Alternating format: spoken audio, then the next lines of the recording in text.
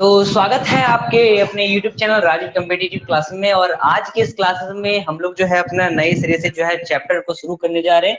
Classes जो है हम लोग जो है शुरू करने जा रहे हैं और बेहतरीन क्लासेस रहने वाला है आप लोग के लेकर जो है। और आप लोग के खासकर डिमांड पर जिस प्रकार आप लोग का बैच जो है आज से शुरू होने जा रहा है। और आज जो है हम थोड़ा इंट्रोडक्शन की ओर चर्चा करने की कोशिश करेंगे, क्योंकि जो है आपका जो है प्रॉपर क्लास जो है स्टार्ट किया जाएगा। आज से जो हम थोड़ा इंट्रोडक्शन पर चर्चा कर लेते हैं, किस प्रकार आप लोगों को क्लासेस वगैरह ज्वाइन करना है और कैसे जो है पर डे देख पाएंगे और टाइमिंग वगैरह सब जान लेंगे। और आज हम जो है चैप्टर को भी पढ़ेंगे, ठीक है। तो आइए एक बार सभी लोग और जल्दी जल्दी से क्लासेस में सभी लोग जुड़ जाइएगा, ठीक है। स्क्रीन प्रॉपर दिखाई दे रहा है कि नहीं? मैं इसे हटा देता हूँ, ठीक है। हाँ, तो सबसे पहले आप लोग को पता होगा कि आप लोग जो ऐप जानते हैं टीचमिंट के नाम से, उसको आप लोग को क्या करना है, ज्वाइन कर लेना है, ठीक है।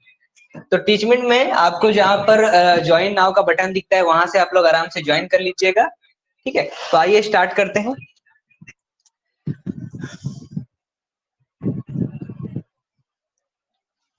चलिए, तो स्वागत है आपके अपने राजीव कॉम्पिटिटिव क्लासेस में।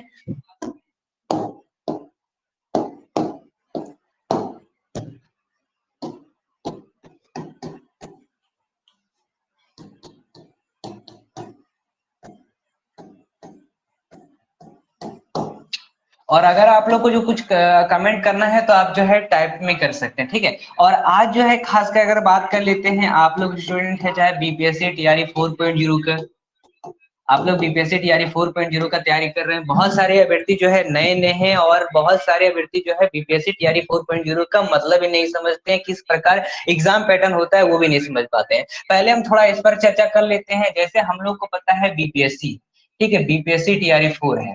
चाहे आप लोग का जिस प्रकार अभी बिहार में बैट एग्जाम आ रहा है, असिस्टेंट प्रोफेसर का एग्जाम आ रहा है, उसको लेकर, और हमारा बीपीएससी टीआरई 4 को लेकर अभी हमें पता है कि हमारा दो नियम ला दिया है, एक आपका पीटी और एक आपका मेंस। इन दोनों को थोड़ा चर्चा कर लीजिए। और आज हम जो है आपका जो है टेस्ट लेंगे कि आप लोग जो है कितना कितना जानते हैं। और मैं नहीं, और भी बहुत सारे टीचर्स हैं जो आपको अलग अलग विषय के हिसाब से जो है क्लासेस करवाएंगे, ठीक है। अलग अलग टीचर जो है आप लोग की क्लासेस ले जाएंगे, चाहे आपका अलग अलग विषय हो, अलग अलग सब्जेक्ट हो, उसी के हिसाब से। और आप लोग को पता है बीपीएससी में जो है आपका पीटी प्लस मेन जो है दो यहाँ पर जो है क्या किया है, एग्जाम ला दिया है। पहले जो है आपका पीटी ही होता था। कहने का मतलब यही है कि पीटी में जो है आपके 100 क्वेश्चन के एग्जाम हो रहे हैं और मेंस में आपका जो है 150 मार्क का हो रहा है। ये जो मेंस है वो तो आपका जिस प्रकार पहले एग्जाम होता था ठीक उसी प्रकार है। और ये जो 100 मार्क्स का है ये नया ला दिया है। कहने का तात्पर्य यही है कि जिस प्रकार अगर आप चाहे 72 बीपीएससी भी आ रहा है, तो जिस प्रकार उसमें जो है सबसे पहले अभ्यर्थी पीटी पास करते हैं, वो एक प्रकार का हो गया एलिजिबिलिटी, पात्रता किसी एग्जाम को पास करने के लिए, ठीक है। तो यहाँ पर जो है ये सब नए नए नियम लाए जा रहे हैं, हालांकि लाने की जरूरत नहीं है। और इसको जो है आप जब इसको पास कर जाइएगा तब आप लोग जाइएगा मेंस एग्जाम देने के लिए, जिस पर आपका रिजल्ट होगा। ये फोकट का है। अब इसमें भी जो है 150 मार्क का पेपर है, इसमें 30 मार्क्स का लैंग्वेज पेपर हो रहा है और 120 मार्क का आपका सब्जेक्ट, जिसमें आपके 40 मार्क के तो आपके जनरल पेपर हो गए जीएस के, और बाकी के जो है 80 हो गए आपके सब्जेक्ट, ठीक है। बाकी जो है 80 के आपके सब्जेक्ट हो गए,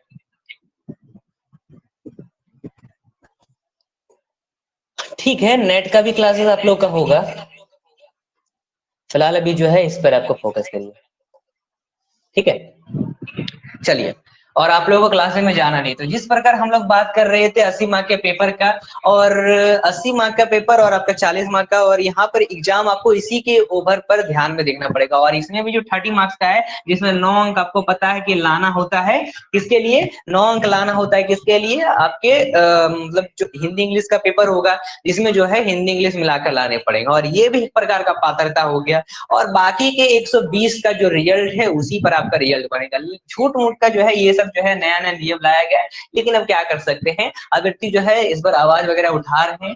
अब हम एक तो अभ्यर्थी जो है बैट वाले हैं, अब उन पर भी थोड़ा चर्चा कर लेते हैं। और आप लोग का भी क्लासेस शुरू कर रहे हैं। देखिए बैट में जो है क्या, बैट में जो क्या फंडा है, जैसे कि अगर आप बीपीएससी टीआरई 4 का है चांद ले लीजिए, ठीक है, बीपीएससी, तो बीपीएससी, ठीक है। तो बीपीएससी में जो है सबसे पहले आपको जो है सीटेट पास करना पड़ता है, चाहे स्टेट पेपर पास करना पड़ता है। ये एक प्रकार का एलिजिबिलिटी हो गया, और अब जब इसको पास कर जाइएगा तब आप लोग जाइएगा बीपीएससी के पास और बीपीएससी असिस्टेंट प्रोफेसर करवाएगा। ये होता है नियम। इसमें जो है करीब जो है 9192 पद है और असिस्टेंट प्रोफेसर में जो है करीब जो है 1,08,000 से ज्यादा पद है। अब बोलिएगा कहीं ये फालतू वालतू नहीं, जनवरी के 2026 के ऑफिशियल अपडेट में जो है जारी किया गया है ये डाटा, ठीक है। और अभ्यर्थी फिलहाल जो है फोकस करेंगे बेड पर। एक बार ये निकल जाता है आप भरेंगे साथ में असिस्टेंट प्रोफेसर के लिए, आपके साथ फिक्स्ड फैकल्टी वाले भरेंगे, आपके साथ जो है नेट कर रखे हैं वो भरेंगे। तो यहाँ पर आपको ध्यान देना है पात्रता पर और उसी के हिसाब से जो है हम क्लासेस शुरू करने जा रहे हैं। तो आज से शुरू हो रहा है और आज जो है हम थोड़ा टेस्ट लेंगे आपका कि आपने कितना पढ़ा और किस प्रकार जो है आप आंसर दे पाते हैं हर सवाल का, ठीक है। तो आइए स्टार्ट करते हैं। और आज जो है हम सबसे पहले जो चैप्टर करने जा रहे हैं वो आप लोग का खासकर जो है ज्योग्राफी से रहने वाला है, ठीक है। ज्योग्राफी से और खासकर आप लोग के लिए जो है पूरा तैयार किया गया है चैप्टर है, जिसमें हम जो है प्रॉपर देख लीजिए आप लोग के लिए लिख के लाए हैं। हालांकि क्लास तो कल ही से शुरू होने जा रहा था, लेकिन नहीं, आप लोग के लिए देखिए खासकर जो है प्रॉपर लिख के लाएगा। ये पीडीएफ में डाल दूंगा आपके ग्रुप में और ये सवाल जो है आज आपसे पूछेंगे कि आप इनमें से कितना कितना आंसर दे पाते हैं, ठीक है। और यहाँ पर अगर आपको दिखा दें तो ये रहा वो प्रॉपर चार्ट, ठीक है। ये सर उल्टा है, ये सही है, ठीक है। हाँ, तो ये आपको दिखाई दे रहा है यहाँ पर प्रॉपर चार्ट और इस पेपर में जो है आपको प्रॉपर लिखा गया आपके हर सवाल और इसी के अकॉर्डिंग जो है आपके क्लासेस होंगे। हालांकि आज जो है हम जितने भी सवाल लेके आए वो सारे के सारे BPSC TRE 4 BPSC exam in सभी एग्जाम में जो है पूछे गए हैं खासकर, और आपका टेस्ट लेंगे कि आप इनमें से जो है कितना सही आंसर दे पाते हैं कि नहीं। चलिए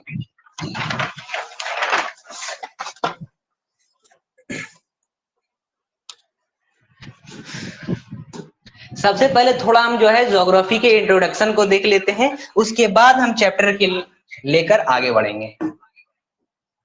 पहले इसका थोड़ा इंट्रोडक्शन देख लिया जाए। तो सबसे पहले है ज्योग्राफी, जिसे हम लोग जो है ज्योग्राफिया भी कहते हैं। ये जो हमारा पढ़ने का तरीका हुआ। अब भूगोल है ज्योग्राफी का मतलब, यानी भूगोल की परिभाषा क्या है। भूगोल की शाखाओं जैसे भौतिक भूगोल, गणितीय भूगोल या फिर राजनीतिक भूगोल और ऐतिहासिक भूगोल, भूगोल में हम सब घुसा सकते हैं और इसकी संकल्पना जो है सबसे पहले जो है मिलती है। अब क्या तरीका है भूगोल को पढ़ने के लिए, क्योंकि आपके एग्जाम है उसमें तो आपके चैप्टर आते ही हैं, खासकर आप चाहे पीआरटी के स्टूडेंट हो चाहे किसी एसएसटी के स्टूडेंट हो, आप सभी के सवाल आएंगे और प्लस आपके जनरल पेपर में भी तो आपका ये आता है। तो आप लोग को जो है पढ़ना पड़ेगा। भूगोल की परिभाषा समझेंगे, फिर जो है सवाल को लगाएंगे और आपको कमेंट में आंसर देना है।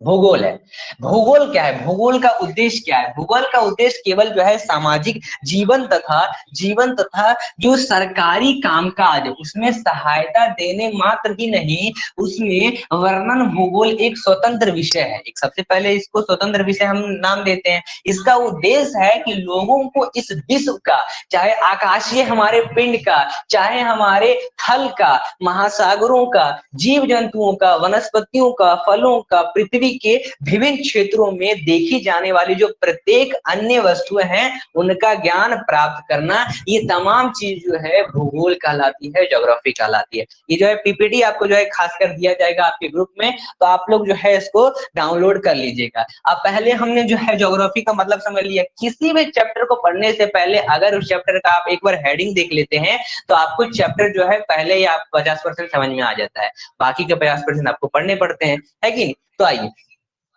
एक और डेफिनेशन देख लीजिए, सही तरीके से डेफिनेशन समझने की कोशिश करते हैं। कहा गया है व्हाट इज ज्योग्राफी, भूगोल क्या है। अंग्रेजी भाषा में भूगोल का पर्यायवाची शब्द होता है जियोग्राफी। जियोग्राफी शब्द जो है यूनानी ग्रीक भाषा है। ग्रीक भाषा कौन सी है, जियो का और एक हिसाब से आपका ग्राफी होता है। अब ये दो शब्द है, इन्हीं दो शब्दों से मिलाकर बना है।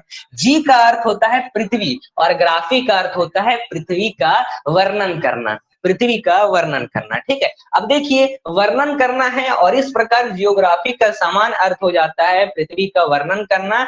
और geography is the science of the surface of the earth and it's inhabitants.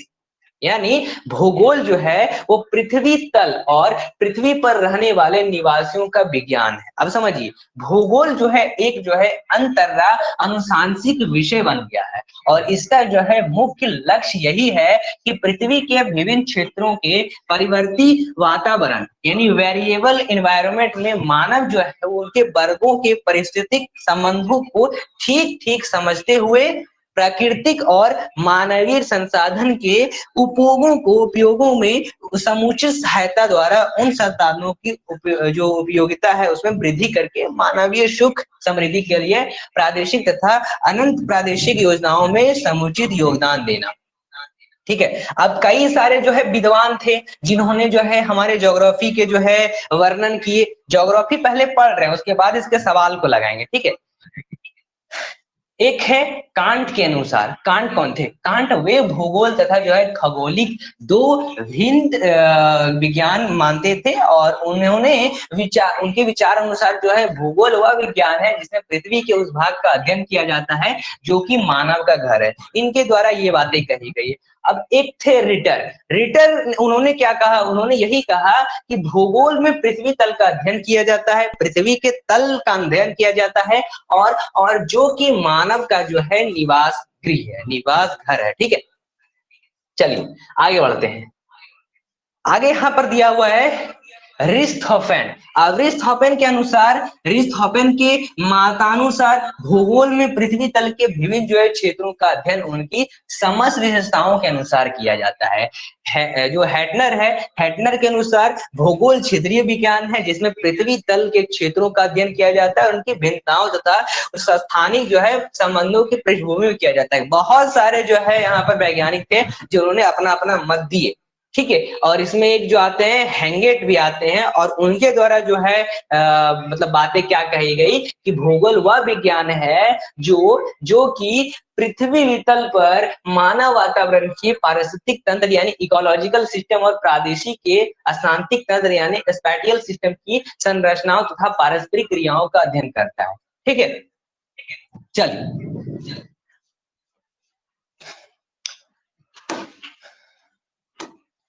ये तमाम जो है टॉपिक्स आपको जो है दे दिए जाएंगे। भूगोल को समझना है ना, तो भूगोल को इस प्रकार समझिए कि भूगोल दो प्रकार के होते हैं। एक तो आपका भौतिक भूगोल और एक होता है मानव भूगोल। भौतिक भूगोल का मतलब ये हुआ कि जिस प्रकार जो है नेचर के द्वारा जो हमें जो है दी गई है संसाधन। अब इसमें जैसे पेड़, पहाड़, नदियां, झरने, ये तमाम चीजें भूगोल में आ रही है और ये जो चीजें हो गई ये क्या हो गई? ये जो हो गई आपकी भौतिक भूगोल में आ जा रही है। और मानव भूगोल, इसमें हम लोगों ने जो है अपना एक दुनिया बनाया है, हमने पृथ्वी पर घर बनाए। ठीक है, ये तमाम चीजें जो आती है वो सब जो है इसी के अंदर आती है। कहीं भूगोल की कई सारे शाखाएं हैं वो प्रॉपर आपको दी गई है और इस प्रकार जो हमने ये सवालों को लिया है यहाँ पर प्रॉपर जो आपको लिखे गए हैं। तो क्या आप इसका स्क्रीन आपको दिखाई दे रहा है या फिर मैं जो है क्वेश्चन के अकॉर्डिंग ही चलूं? ठीक है, ये पीडीएफ आपको दे दिया जाएगा। चलिए इस प्रकार समझते हैं तो अच्छे से आपको स्क्रीन दिखाई देगा। तो भूगोल, भारत का भूगोल से शुरू करते हैं और आज जो है आप लोग का टेस्ट लेते हैं कि आप लोग जो है कितना कितना जो है सही आंसर दे पाएंगे। पढ़िए पहला सवाल को, जल्दी से पढ़िए।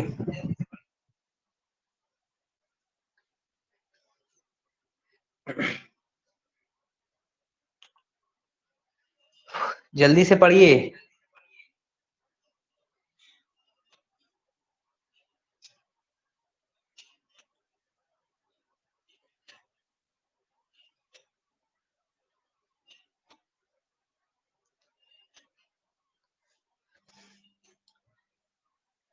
क्या कहता है? भारत का क्षेत्रफल संसार के क्षेत्रफल का 2.4% है। कहने का मतलब ये हुआ हमारा पूरा जो है भारत है, हमारा पूरा जो है इंडिया है। अब इंडिया का जो क्षेत्रफल है इतना बड़ा जो है देश है, विश्व का 7वां सबसे बड़ा देश है अपने लैंड बाउंड्री के अकॉर्डिंग। अब बात कर लेते हैं हमारी पूरे वर्ल्ड की। पूरा वर्ल्ड है उसमें जो है हमारा इंडिया जो है वो कितना परसेंट जो है अपना खुद का बाउंड्री जो है वो शेयर करता है? तो आप लोग क्या बोलिएगा? आप लोग बोलिएगा 4%, मात्र 2.4% 100% में।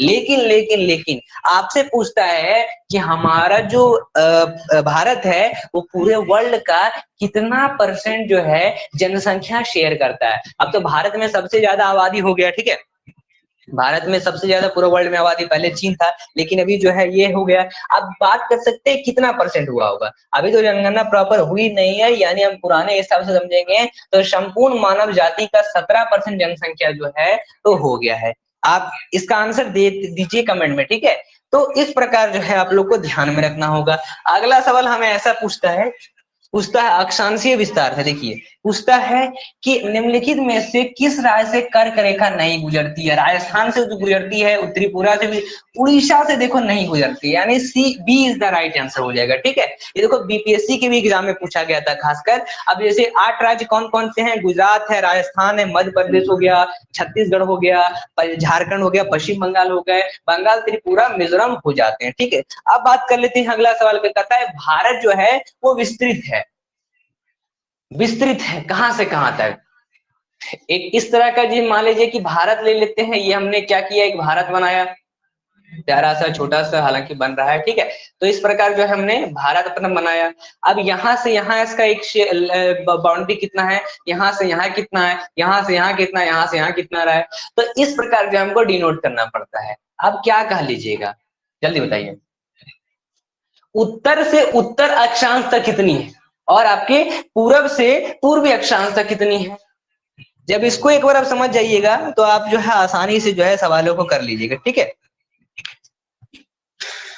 यहाँ पर देखिए क्या दिया हुआ, 37.17 17 तो आता ही नहीं है, 37 डिग्री, सॉरी पॉइंट बोल रहा हूँ, डिग्री होगा, 6 आता है, 6 मिनट आता है, 6 मिनट्स आता है, ठीक है, 6 टाइम मिनट्स आता है। तो इस प्रकार जो है आप इसको समझ पाते हैं। अगला सवाल लगाते हैं, क्या कहता है कि निम्नलिखित नगरों में कौन सा नगर जो है कर्क रेखा के ऊपर सॉरी उत्तर में अवस्थित है, कर्क रेखा के उत्तर में अवस्थित है। कर्क रेखा यानी ट्रॉपिक ऑफ कैंसर, अब 8 राज्यों से गुजरता है लेकिन इसमें पूछता है उत्तर में अवस्थित है। तो आप लोग सिंपल इसका आंसर लगा दीजिएगा, क्या लगा दीजिएगा, इसका भोपाल नहीं है, ठीक है, देखिए भोपाल पूछ रहा है, भोपाल तो कर्क रेखा गुजरती नहीं है उससे। दूसरा समझिए, आइजोल में भी नहीं गुजरती, रांची में भी नहीं गुजरती, झारखंड में गुजरती है, लेकिन रांची कब आता रहा है, तो रांची नहीं हो गए। आंसर होगा क्या होता है इसका, मिजोरम, और आंसर है ही नहीं, इसलिए ये आप लगा दीजिएगा इसका, ठीक है। चलिए अगला सवाल, मानक समय। ये देखिए मानक समय है, ग्रीनविच मध्यम समय यानी जीएमटी से भारतीय मानक समय आईएसटी कितना आगे रहता है। एक सवाल है, पढ़िए इसको, इस समझिए इस सवाल को, थोड़ा जरूरी है। कहने का मतलब मेरा ये है, एक होता है आईएसटी और एक होता है जीएमटी, ठीक है।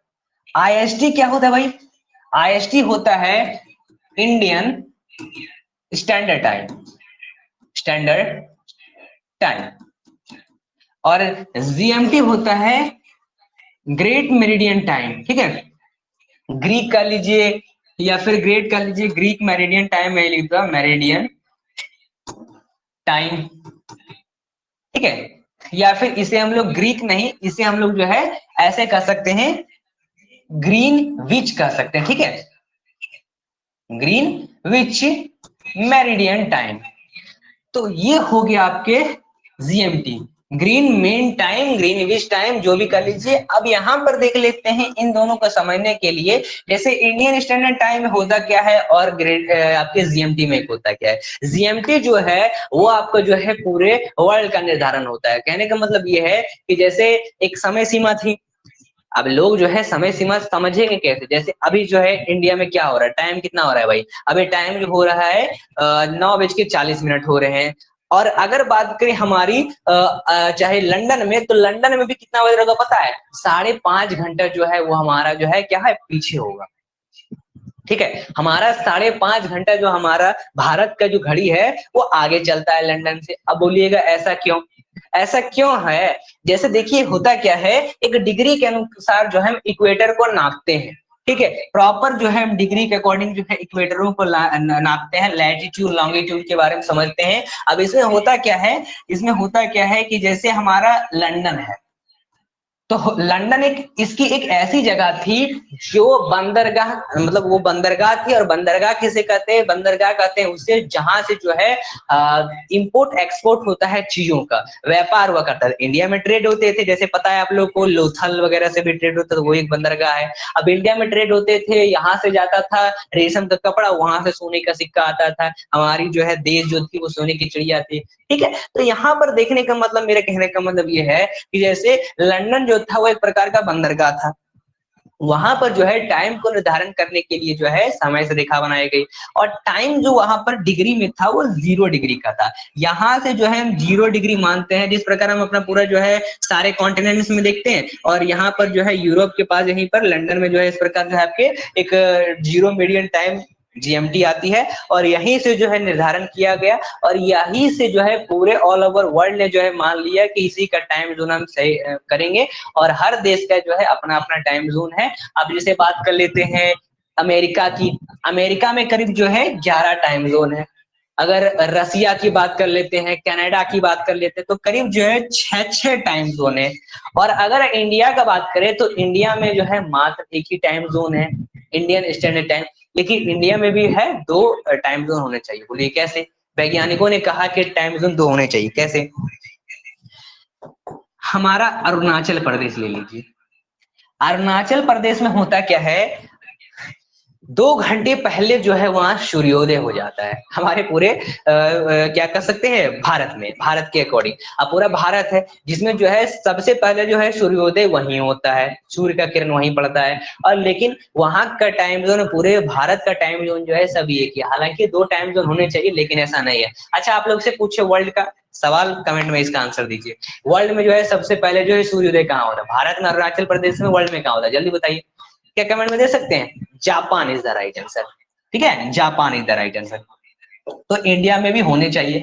अब मैं बात कर रहा था आपके GMT को लेकर, तो जिस प्रकार अगर बात करते हैं, अभी हमारा जो है 10 बज रहा है, तो उससे हम ले लीजिए, कहने का मतलब ये है कि अगर अभी लंदन में अगर 12 बज रहे हैं रात को, तो हमारे जो इंडिया है उसमें 5:30 हो रहे हैं सुबह के, यानी 5.5 घंटा जो है वो आगे रहे, 5.5 घंटा जो है, 5 घंटा 30 मिनट जो है वो आगे है हमारा, किसका?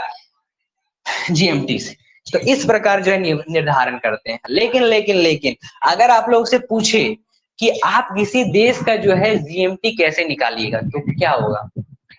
दिमाग खराब होगा। अब समझते हैं कैसे करना है। ये इसको नापते हैं 82 डिग्री 30 मिनट के हिसाब से हमारे इंडिया का। अब इसको हमने किस प्रकार समझा कि हमारे इंडिया का जो है 5.5 घंटा आगे, कैसे समझा?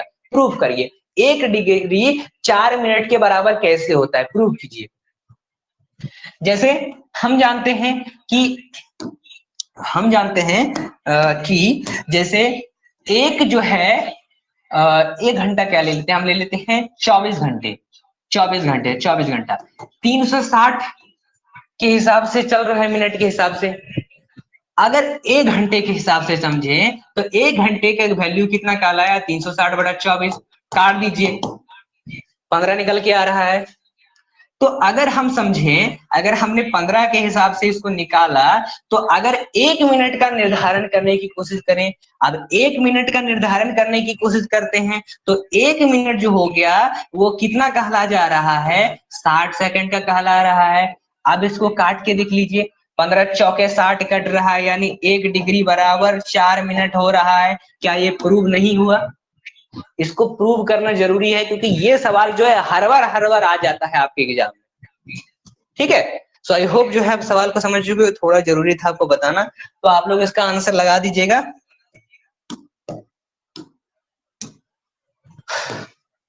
5.5 घंटा आगे रहता है। ठीक है, चलिए। कहता है किस रेखांश पर भारतीय मानक समय अपनाया जाता है? इसका शायद आंसर आ चुका है, बी नंबर होगा, 82 डिग्री 82.5 डिग्री का लीजिए, या फिर 30 डिग्री का लीजिए, दोनों का मतलब एक ही हो। चलिए आगे बढ़ते हैं। कहता है भारतीय मानक समय आईएसटी एवं ग्रीनविच मध्य समय जो है जीएमटी में अंतर पाया जाता है कितने का? देखिए 5.5 घंटा नहीं लिखा हुआ है, -5 घंटा, और ये लिखा हुआ है कहीं पे ऑप्शन में आपका दिया रहेगा एक से अधिक, होता तो लगा सकते हैं, इनमें से कोई नहीं होता लगा सकते, लेकिन ऐसा नहीं है। आंसर साफ साफ यहाँ पर 5 घंटे प्लस हम लगा देंगे। अगला सवाल पठार से सवाल है। कहता है किस पठार पर कर्क रेखा तथा भारतीय मानक समय रेखा एक दूसरे को काटती? बहुत ही सिंपल सवाल है, बहुत ही सिंपल सवाल है। बुंदेलखंड लगाइएगा, ठीक है। बुंदेलखंड, सॉरी बुंदेलखंड नहीं होगा, बघेलखंड, दोनों में अंतर है, बघेलखंड होगा, बघेलखंड लगाइएगा, ठीक है। मैं कंफ्यूज हो गया था, तो यहाँ पर ध्यान रखना ये गलत है और दोनों को ध्यानपूर्वक समझना है। और ये जो बघेलखंड है वो छत्तीसगढ़ का एक पठार है, छत्तीसगढ़ का पठार है, याद रखिएगा। चलिए अगला सवाल को चलते हैं।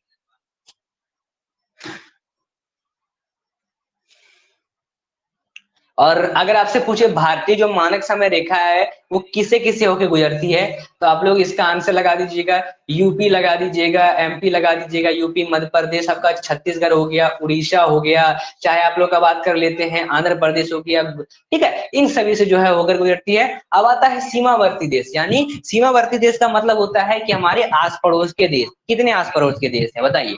अगर आपसे हम पूछते हैं एक सवाल, आप लोग इसका कमेंट में आंसर दीजिएगा। सवाल यह है कि हमारी भारत जो है वो सबसे लंबी जो है बॉर्डर सीमा जो है किससे जो है निर्धारण करती है, किससे जो है लगती है? बताइए कौन सा वो देश सबसे ज्यादा लंबा? इस सवाल का आंसर आपको कमेंट में देना है। इस सवाल का आंसर नहीं दे पाए तो समझ जाइए कि आपकी प्रिपरेशन बहुत वीक है। बहुत सिंपल सवाल है।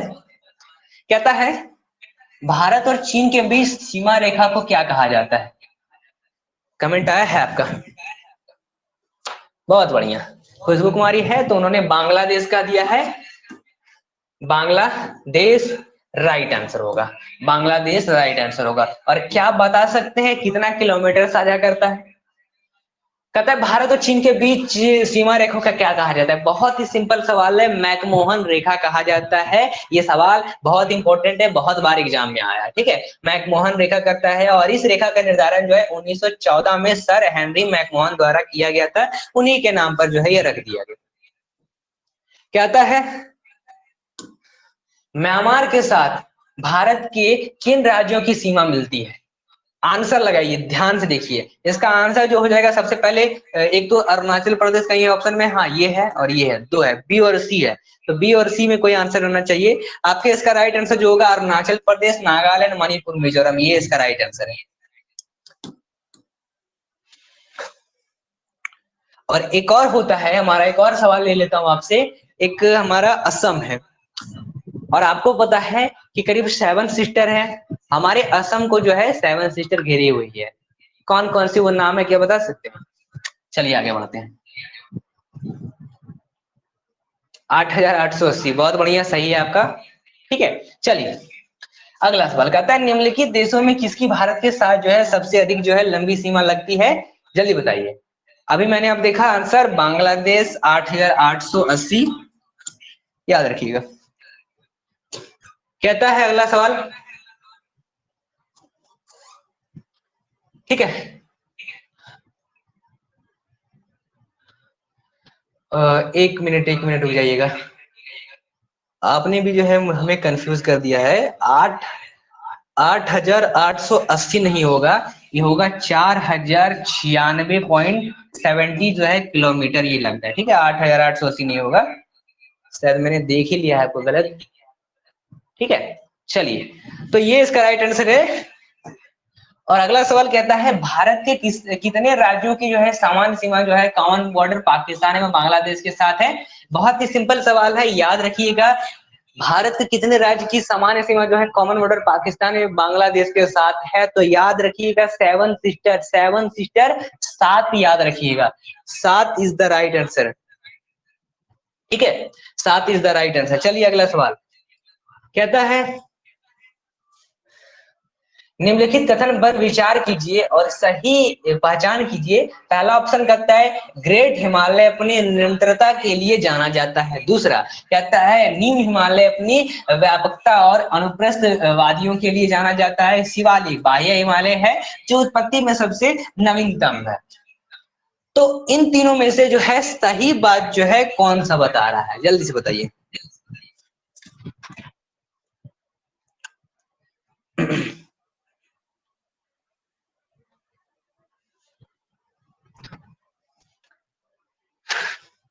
ग्रेट हिमालय अपनी निरंतरता के लिए जाना जाता है, सही बात है। बी नहीं होगा, सी हो जाएगा। आंसर कहाँ है, सी नंबर लॉक कर दीजिएगा। चलिए अगला सवाल लगाते हैं।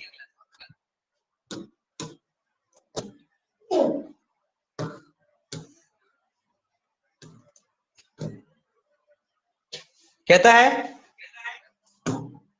भारतीय उपमहाद्वीप पूर्व में मूलतः एक भाग था। किसका, जल्दी से बताइए, किसका, जल्दी से बताइए। पहले जो होता था एक गोंडवाना लैंड था, ठीक है। एक पूरी जो है आप लोगों की गोंडवाना लैंड थी, मतलब गोंडवाना लैंड तो हम समझ सकते हैं, पहले उससे पहले एक पेंजिया थी। पूरी जो है हमारी जितने भी अभी देख रहे हो सरफेस जो है हमारा अलग अलग देश से, नॉर्थ अमेरिका, अलग अलग कॉन्टिनेंट है, north America, south America, Europe, Australia, ये सब जो थी पहले एक साथ सब थी सटी हुई। जब जो है यहाँ पर जो है दरार, मतलब क्या कहने का मतलब है कि यहाँ पर जब जिस प्रकार डायनासोर थे पहले, और जिस प्रकार उल्काएं गिरे यहाँ पर जो है, एस्टेरॉइड गिरे हमारे धरती पर, और जिस तरह से जो है हमारी कह सकते हैं जमीन जो है वो अलग हुई, फिर जाके यहाँ पर दो बनती है। एक तो सबसे पहले गोंडवाना लैंड बनती है, और फिर वो गोंडवाना लैंड आके जो है क्या होती है हमारे इस प्रकार बात कर लेते हैं, जो हमारा क्या कहते हैं एशिया महाद्वीप है उसे टकरा जाती है आके, और यहाँ से जो है हिमालय का निर्माण होता है, हमें पता ही है। तो हमें सवाल में पूछता है भारतीय उपमहाद्वीप पूर्व में मूलतः एक भाग था किसका, गोंडवाना लैंड का, ठीक है। चलिए पूर्व में पूछ रहा है, उससे पूर्व नहीं पेंजिया है और ये गोंडवाना लैंड है, तो ध्यान में रखिएगा गोंडवाना लैंड आपको लगाना है। चलिए कहता है दक्षिण प्रायद्वीपीय उच्च भूमि डैश का भाग है। अब लगाइए इसका राइट आंसर जल्दी से। इसका तो आंसर लग जाना चाहिए आप लोग को, ठीक है।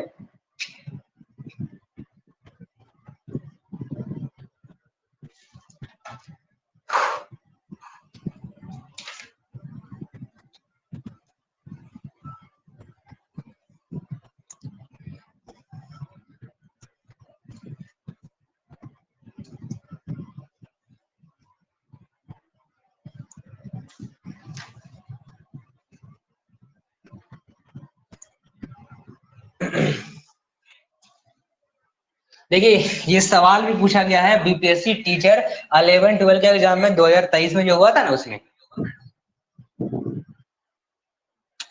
गोंडवाना है, ठीक है। एक बार बताइएगा स्क्रीन प्रॉपर दिखाई दे रहा है, ठीक है। यहाँ तो शायद धुंधला दिखाई दे रहा है, कोई बात नहीं, आंसर लगा दिए हैं, ठीक है, गोंडवाना लैंड। चलिए अगला सवाल बढ़ते हैं। कहता है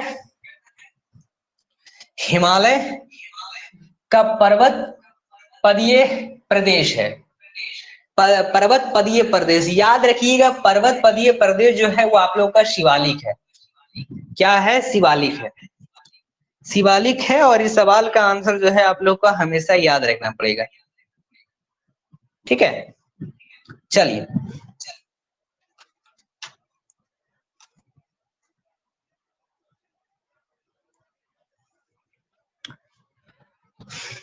और हमें पता है कि हमने हिमालय को जो है 4 भागों में बांटा है, चाहे बृहद हिमालय ले लीजिए, ट्रांस हिमालय ले लीजिए, शिवालिक हिमालय ले लीजिए, ठीक है, और एक और मध्य हिमालय, पवित्र हिमालय। और इसी हिमालय पर जो है जितने भी जो है पवित्र, चाहे हमारी बात कर लेते हैं ये हरिद्वार हो गया, चाहे हमारा बात कर लेते हैं केदारनाथ हो गए, चाहे हम नामचा पर्वत बात करते हैं, कंचनजंगा, एवरेस्ट हो गया, K2 गॉडविन आइंस्टीन जो हमारे भारत का सबसे जो है यहाँ पर ऊंचा पर्वत कह सकते हैं, ठीक है। तो ये तमाम चीज जो है आप लोग को याद रखनी पड़ेगी। इसका राइट आंसर शिवालिक लगाना है। 43rd बीपीएससी प्रीलिम्स के एग्जाम में पूछा गया था। अगला सवाल लगाते हैं। कहता है निम्नलिखित श्रेणियों को उत्तर से दक्षिण की ओर व्यवस्थित कीजिए। लद्दाख, फिर काराकोरम, फिर पीर पंजाल और फिर जास्कर। शिवालिक श्रेणी का निर्माण हुआ था। हाँ, बहुत ही सिंपल सवाल है और इम्पोर्टेंट भी है। शिवालिक जो है श्रेणी का निर्माण किससे हुआ था? ये हुआ था सेनोजोइक से। कहाँ है भाई सेनोजोइक? ये रहा सेनोजोइक में, याद रखिएगा। अगला सवाल कहता है सोमेश्वरम श्रेणी निम्नलिखित में से निम्नलिखित श्रेणियों पर्वत में किसका एक जो है भाग है? याद रखिए, ये जो है शिवालिक श्रेणी का एक भाग है। शिवालिक श्रेणी या फिर इसे हम लोग बाह्य उप श्रेणी कहते हैं। अगला सवाल, ये सवाल है बृहद हिमालय अर्थात हिमाद्री की पूर्वी छोर पर स्थित है। गारो पहाड़ी तो नहीं है, नंगा पर्वत भी नहीं है, खासी पर, हाँ नामचा बरवा होगा। देखो सीडीपीओ के एग्जाम में पूछा गया था आपका सवाल। कहता है निम्न हिमालय पर्वत श्रेणियों में से किस पर्वत श्रेणी को अटल टनल पार करती है? आंसर है इसका, याद रखिएगा, पूर्वी पीर पंजाल। पूर्वी पीर पंजाल याद रखना है। चलिए अगला सवाल कहता है अटल सुरंग जो है रोहतांग हिमाचल प्रदेश की लंबाई कितनी है? इसका सिंपल सा याद रखिएगा, राइट आंसर क्या हो जाना चाहिए? 8.02 किलोमीटर। ठीक है, कोई सवाल मन में? ऐसे होनी भी नहीं चाहिए। एक मिनट, क्या कहता है? अटल सुरंग रोहतांग हिमाचल प्रदेश, नहीं 8.0 नहीं होगा, ये 9.02 किलोमीटर होगा। 9.02 किलोमीटर, ठीक है, मैंने ध्यान से देखा नहीं। चलिए अगला सवाल लगाते हैं। कहता है जोजिला सुरंग निम्नलिखित में से किस स्थानों को जोड़ेगा? जोजिला सुरंग भारत के जो है केंद्र शासित प्रदेश लद्दाख के कारगिल जिले के ट्रांस तथा जम्मू और कश्मीर के गादरबल जिले के सोनमर्ग में मध्य निम्नाधीन एक सुरंग है। यह सुरंग श्रीनगर, कश्मीर घाटी और लेह लद्दाख के मध्य प्रत्येक मौसम में सुनिश्चित सड़क संपर्क उपलब्ध कराएगा। तो याद रखना है श्रीनगर एवं लेह लगा दीजिएगा। दक्षिण एवं मध्यवर्ती पर्वत जो है उनकी पहाड़ियों और श्रेणियों और पहाड़ी पर्वत श्रेणी और पहाड़ी निम्नलिखित पर्वत श्रेणी में कौन सा गंगा के मैदान एवं दक्कन पठारों को विभाजित करती है? तो इसका राइट आंसर लगाइएगा विंध्याचल श्रेणी। अन्नामलाई इलायची की पहाड़ी और पालनी की पहाड़ी मिलती है, तीनों जो है केंद्र बिंदु पर मिलती है, याद रखिएगा। और ये जो केंद्र बिंदु कौन सी है? अन्नाई मुड़ी है। बीपीएससी सीडीपीओ के एग्जाम में पूछा गया था। ठीक है, कहता है निम्नलिखित में से किस पहाड़ी पर पूर्वी घाट पश्चिमी घाट से मिलता है? तो इसका राइट आंसर लगा दीजिएगा नीलगिरी की पहाड़ी पर। देखो 60 से लेकर आपका जो है 62 बीपीएससी तक के एग्जाम में जो है ये सवाल बार बार पूछे गए हैं।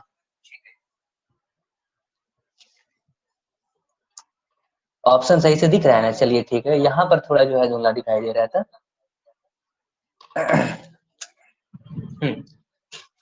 मोस्ट इंपोर्टेंट सवाल है, इस सवाल का आंसर आप लोग दीजिए।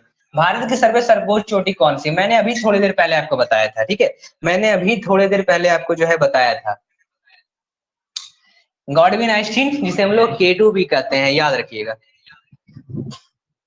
भारत की जो है सबसे ऊंची पर्वत श्रेणी, एक जो हो गया सबसे ऊंची चोटी और एक जो है सबसे ऊंची पर्वत श्रेणी पूछ रहा है। ये दोनों सवाल में आप लोगों को गलती नहीं करना एग्जाम में। इसका राइट आंसर आप लोग लगा दीजिए, क्या है? भारत की सबसे ऊंची पर्वत श्रेणी कहते हैं, किसे कहते हैं? जल्दी बताइए, इस सवाल का आंसर आप लोग दीजिएगा। देखते हैं हर कौन दे पाते हैं इसका राइट आंसर।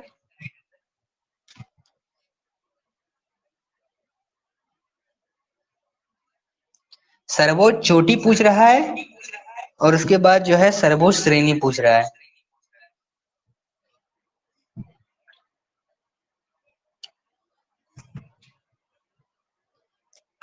जल्दी से लगाइए। सबसे ऊंची पर्वत श्रेणी कौन सी है? एवरेस्ट है, और क्या? और इसकी लंबाई कितना है बताइए? 8,000 कुछ जो है ना, आपकी लंबाई कितनी है? तो इसका आप इसका आंसर देने के प्रयास कीजिएगा। हिमालय पर्वत की निम्नलिखित चोटियों में कौन सी जो है पर्वत जो है भारत में नहीं है? धौलागिरी नहीं है। धौलागिरी, नंगा पर्वत है हमारा, कामेती पर्वत, ये जो पर्वत है ये सब मध्य जो है पर्वत श्रेणी आता है, उस पर आता है। जैसे अगर हम देखें, एक समझिए ऐसी बात, हमने जो है अपना जो है भारत का मैप तैयार किया, हमने ये जो है भारत के मैप ले लिए, ठीक है।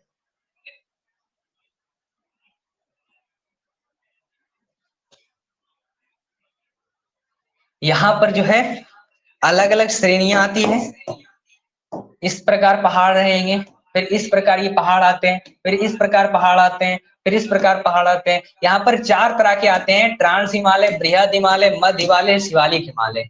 और इन्हीं पर्वतों पर जो है सारे पर्वत आते हैं। और मध्य हिमालय जो है वो खासकर बहुत ही पवित्र है, क्योंकि जितने भी पवित्र पर्वत हैं, चाहे केदारनाथ, हरिद्वार, काशीनाथ, मतलब काशी तो अलग हो गया, ये जितने भी नामचा बरवा हो गया, आपकी कामेत पर्वत हो गया, एवरेस्ट पर्वत हो गया, चाहे बात कर लेते हैं K2 गॉडविन आइसलैंड के, सब इसी पर है। हमने जो है क्लासेस आप लोग कल खास कर चुका है पर्वत श्रेणियों को, और काफी लंबे क्लासेस हमने किए इसको लेकर, ठीक है। तो आप लोग इसका आंसर लगा दीजिएगा। चलिए अगला सवाल। हाँ, तो अब पूछता है एक बहुत ही मोस्ट इंपॉर्टेंट सवाल है, जो हर भारतीय को आना चाहिए, और ये खासकर जो है आप लोग के लिए एग्जाम में पूछा गया है बहुत बार सवाल। कहता है एवरेस्ट शिखर यानी माउंट एवरेस्ट पर चढ़ने वाली दूसरी भारतीय महिला कौन सी है, कौन थी? जल्दी बताइए।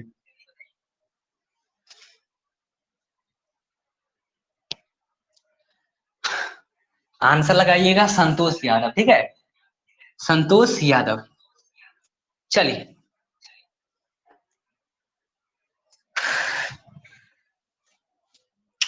उन्होंने 1992 में एक सबसे पहले, देखिए पहला भी इन्होंने किया था, सेकेंड बार भी इन्होंने ही किया था। तो पहला जो है इन्होंने एक 1992 में चढ़ी थी पर्वत पर, और फिर जो है 1993 में चढ़ी थी, ठीक है। और जब 93 में जब चढ़ी थी तो इनको जो है करीब करीब जो है साल 2000 आते आते 2000 जब आया, तो 2000 में जो है इनको जो है पद्मश्री का अवार्ड मिला था चढ़ने के लिए, ठीक है। चलिए, कहता है अगला सवाल,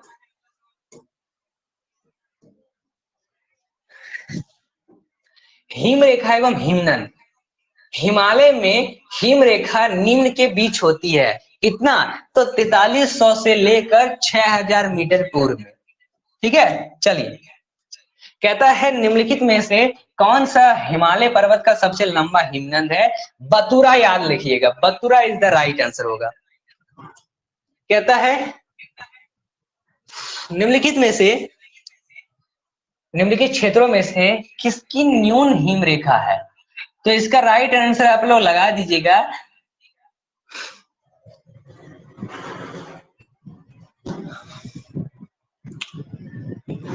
अल्प्स, ठीक है, अल्प्स क्षेत्र। चलिए,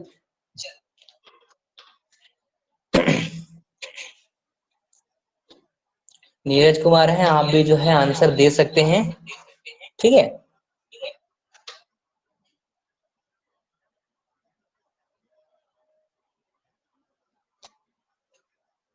चलिए, अगला सवाल है, उत्तर प्रदेश में हिम रेखा की औसत ऊंचाई कितनी है? जल्दी से बताइए। उत्तर प्रदेश में, यूपी में हिम रेखा की ऊंचाई कितनी है? ये सवाल है ना, ये क्वेश्चन जो है ना 70वीं बीपीएससी के री एग्जाम में पूछा गया था, और बहुत ही विवादित सवाल रहा था। इस सवाल का आंसर जो है अगर आप लोग कमेंट में दे सकते हैं तो दीजिए, ठीक है, या फिर आप बाद में चैट में दे दीजिएगा, ओपन कर दिया जाएगा जब चैट तब, ठीक है। कहता है लिखापानी हिमनद भारत के निम्नलिखित में से किस राज्य में स्थित है? तो इसका राइट आंसर हो जाएगा, याद रखिएगा, दिया गया प्रश्न अनुसार यहाँ पर त्रुटिपूर्ण है, अरुणाचल प्रदेश में लिखापानी दर्रा स्थित है, ना कि लिखापानी हिमनद में। तो इस प्रकार के जो सवाल आते हैं तो याद रखिएगा। अगला सवाल लगाते हैं। चलिए, आई होप जो है आप समझ चुके होंगे, और यहाँ पर ये जो है बहुत ही बड़ी क्या कहते हैं चैप्टर आ जाती है। सो आई होप जो है क्लासेस कर चुके होंगे।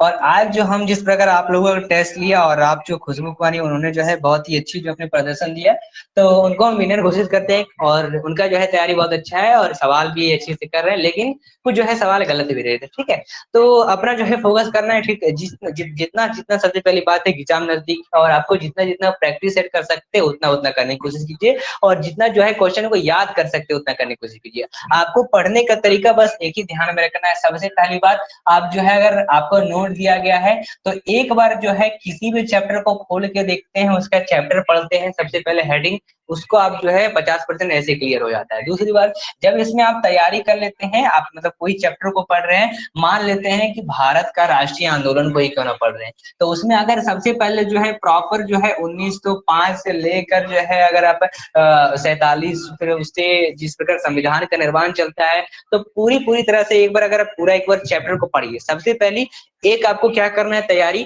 कोई आप फोन है आपके पास, फोन ले लीजिए। फोन से किसी आप जो है क्लास मतलब कोई भी क्लास करा रहा है, कोई टीचर हो गया, चाहे यूट्यूब पर ही क्यों ना या फिर हम ही क्यों ना हो, आप जो है प्रॉपर चैप्टर को पढ़िए और जो टीचर बताते हैं उसको नोट डाउन करते रहना। फिलहाल जो सबसे पहले यही फोकस करना है, ठीक है। और दूसरी बार फिर जो है वही चैप्टर को पढ़िए, उसी टीचर से या फिर अलग टीचर से आप इसको पढ़ सकते हैं, ठीक है। और उसमें जो है आपको प्रॉपर जो है अपने खुद से नोट्स बनाइए, क्योंकि अपना भाषा आपको अच्छे से समझ में आता है। और एक बार जो है एनसीईआरटी वाला जो बुक में लिखा हुआ है चैप्टर, उसको जो है लाइन बाय लाइन पढ़ लीजिए। कम से कम लाइन बाय लाइन जो है एक बार आपको जो है कम से कम 2 से 3 बार आपको पढ़ लेना है। उसके बाद जो है 100 सवाल से ज्यादा लीजिए सेट का, और एक तरह से जो है खास उसी चैप्टर को है जो है लगाइए। गूगल पर हजारों आपको जो है सेट मिल जाते हैं, ठीक है। या फिर अगर आप चाहिएगा तो आप हमसे खुद मैसेज कर दीजिएगा, ग्रुप खोल दिया जाएगा, या फिर पर्सनली मैसेज कर दीजिएगा कि सर इस चैप्टर का हम आपको ये सेट चाहिए, तो हम आपको तुरंत प्रोवाइड कर देंगे। आपसे 1 भी रुपए लेने का जरूरत नहीं है हमें, ठीक है। और आपको जो है वो फ्री में प्रोवाइड कर देंगे, और उसको जो है आप जो है लगाइए 100 से ज्यादा क्वेश्चन। उससे आपका नॉलेज होगा कि कितना आपने सही किया, और ईमानदारी से सही सही लगाना है। या फिर अगर आप ऐसा चाहते हैं तो मैं आपके लिए जो है ऑनलाइन तैयार करवा देता हूँ, आपको लिखना नहीं है तो मैं जो है आपको टेलीग्राम चैनल पे जो है प्रोवाइड करूंगा। देखो किस प्रकार टेलीग्राम चैनल पे आपको ज्वाइन करना है। कहाँ गया टेलीग्राम, ये रहा। सबसे पहले आप लोग जो है, कहाँ गया, एक बार मैं इसे खोल लेते हैं, ठीक है।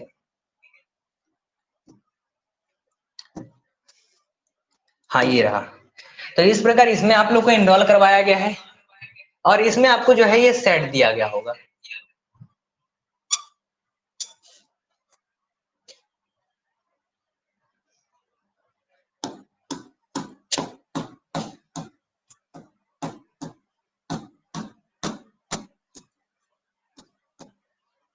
है नहीं, 1 मिनट रुक जाइएगा।